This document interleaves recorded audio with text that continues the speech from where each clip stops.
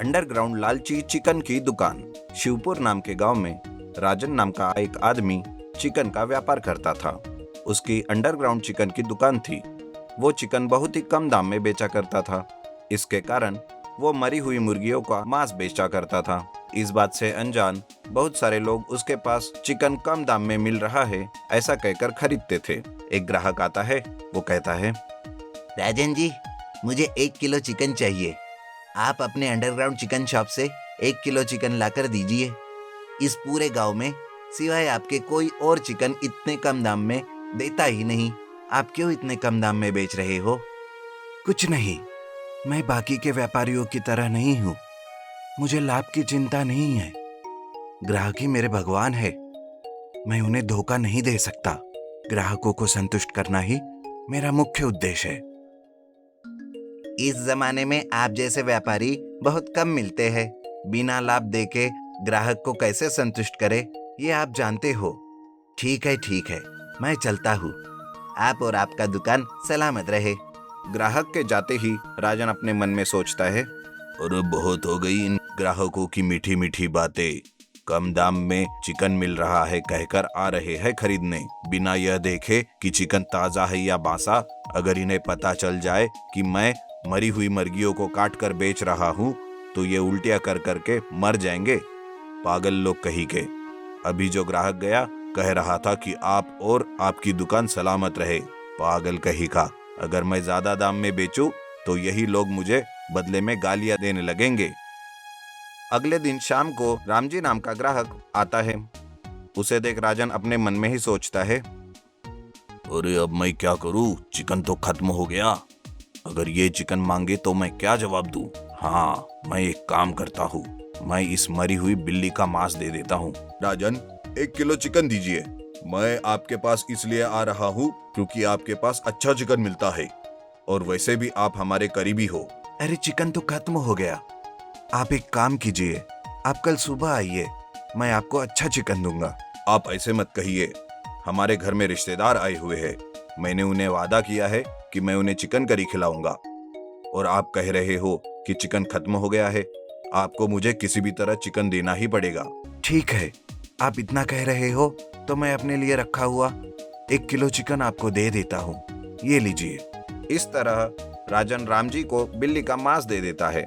उसे खाकर रामजी अगले दिन उल्टियां करके बिल्ली की आवाज निकालते हुए म्याऊं म्याऊं कहकर पुकारने लगता है। रामजी ये बात पुलिस को बताने के लिए पुलिस स्टेशन जाता है। पुलिस पूछती है, कौन है आप? क्या है आपकी कंप्लेंट? हम आपकी कैसी सहायता कर सकते हैं? म्याऊ म्याऊ म्याऊ। कौन है आप? बिल्ली की तरह क्यों पुकार रहे हो?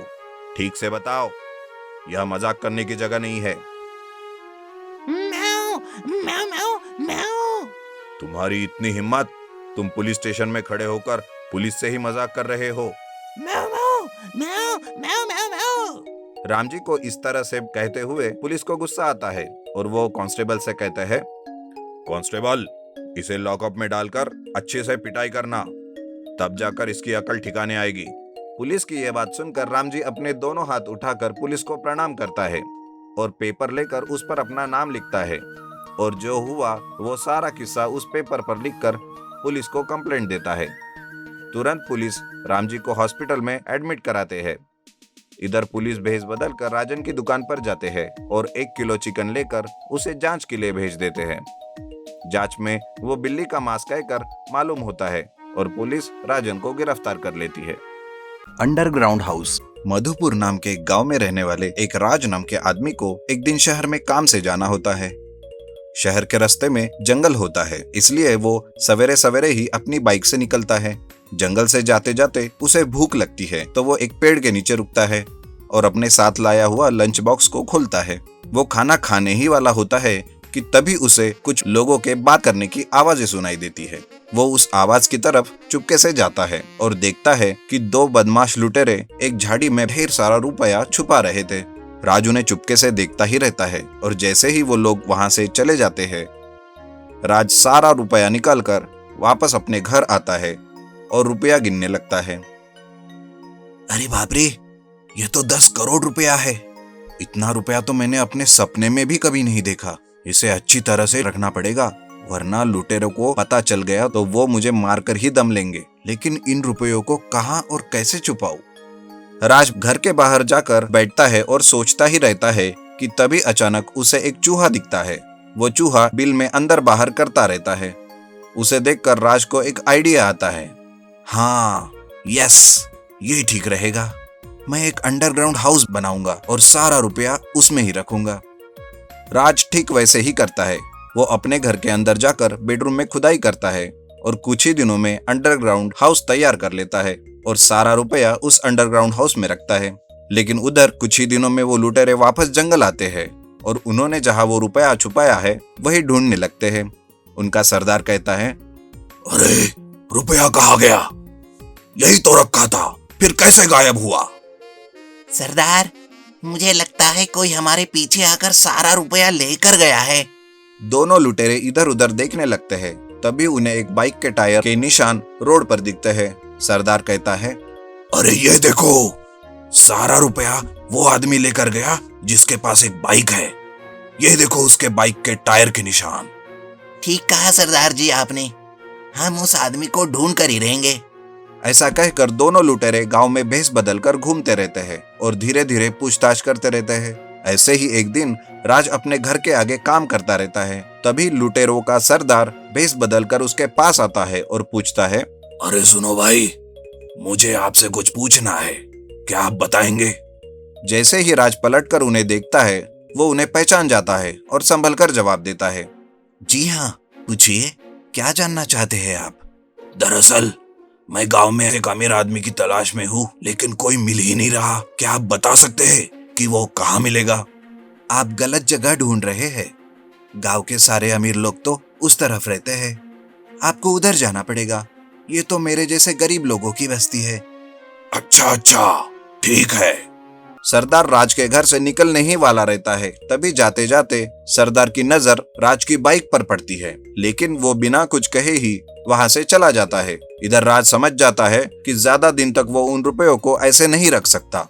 फिर वो एक प्लान करता है और अपने अंडरग्राउंड हाउस में रोज की चीजें जैसे ग्लास, बर्तन, प्लेट्स, किचन का सामान सोने और चांदी का बनवा लेता है और कुछ रुपयों के हीरे के जेवर बनाकर उनको घर के झुंबर में लगा कर रखता है। इस तरह से वो सारा रुपया अंडरग्राउंड हाउस में अलग अलग चीजों में सजा कर रखता है।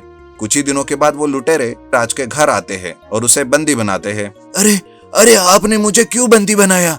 मैंने क्या किया? कुछ दिन पहले किसी ने हमारे लूटे हुए रुपयों को चुराया है और वो तुम ही हो। अरे नहीं नहीं, आपको गलतफहमी हुई है। मैं तो ठहरा गरीब आदमी, मेरे पास कहाँ से आएंगे इतने रुपये? आप चाहे तो मेरे घर की तलाशी ले लीजिए। ऐसा बोलकर सरदार का आदमी राज के घर की तलाशी लेता है। तभी सरदार बेडरूम से एक अंडरग्राउंड जाने का रास्ता खोजता है। सरदार पूछता है, अच्छा, अंडरग्राउंड हाउस, तो इसमें छुपा कर रखा है सारा रुपया। सरदार और उसका आदमी राज को अंडरग्राउंड हाउस लेकर जाते हैं, लेकिन वहां जाकर वो देखते हैं कि वहां पर कुछ ग्लास, बर्तन, किचन का सामान और बस एक झूमर है। ये देखकर राज कहता है, अरे सरदार जी, ये अंडरग्राउंड हाउस तो मैंने गर्मी से बचने के लिए बनाया है। आप ही देखिए, यहाँ कुछ सामानों के सिवा कुछ भी नहीं है। सरदार का दूसरा आदमी कहता है, सरदार, ये ठीक कह रहा है। हमने गलत आदमी को पकड़ा है। ऐसा कहकर राज को दोनों लुटेरे छोड़कर वहां से चले जाते हैं और राज शांति से ऊपर गरीब बनकर नीचे अंडरग्राउंड हाउस में सोने, चांदी और हीरो के सामानों के बीच अपना जीवन व्यतीत